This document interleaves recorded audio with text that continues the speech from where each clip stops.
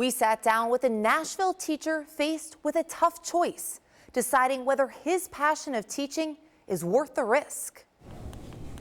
It starts with 8 clicks. Lockdown. Clear the halls. Then it alerts the entire school through the intercom. Police are notified with the exact location of the incident. This is not a drill. There are visual alerts with lights flashing inside and outside the building, Get behind a locked door. and screen takeovers on computers with instructions on how to respond.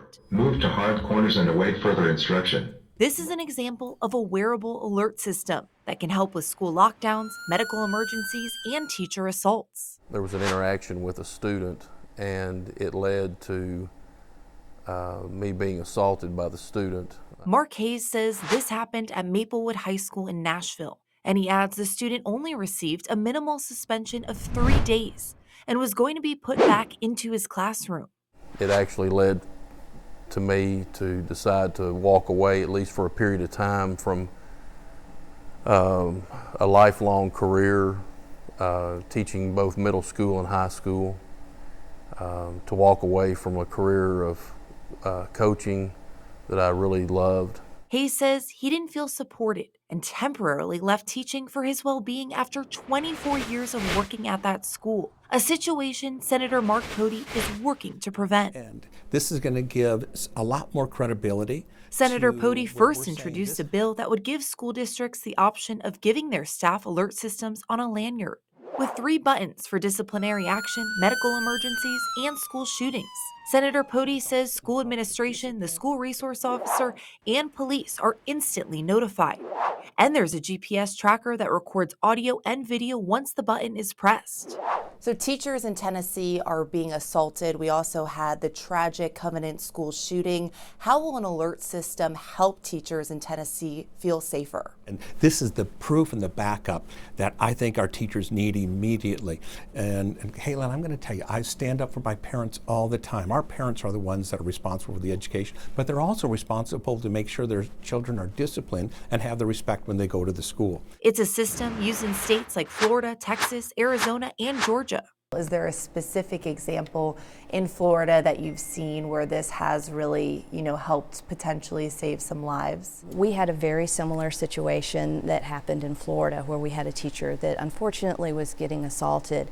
And because that had occurred, they had that Centegix badge, they were able to call for help and within seconds have someone come and provide assistance to him. Otherwise, he would not have been able to call for help. Sylvia Ift says 98% of the alerts are for day-to-day situations, for things like medical emergencies and de-escalating fights. And 2% of the alerts are for lockdowns. Henry County is one of the first schools in Tennessee to utilize one of these alert systems. This is not a drill. We know that most everybody does have a cell phone. We also know that there are places within our building that cell phones are not accessible or they're not operational. So we really wanted our teachers and our staff members to be able to call an alert at any locations. All in an effort to help keep everyone in the school as safe as possible. We're at a time where everybody in a school, no matter if it's an adult, if it's a child, that everybody should feel supported. And to hopefully prevent teachers like Hayes from being forced to choose between their career and well-being because of safety concerns. Lockdown, lockdown, lockdown. Senator Pody says Governor Lee's office approved the alert systems in schools, explaining that Governor Lee put money in the safety grant. And starting this month, school districts can apply for the program and choose from the state-approved alert system options. Senator Pody is hoping that this will make an immediate difference in our schools. Reporting from in studio, I'm Caitlin Miller, Fox 17 News, your Code Red station.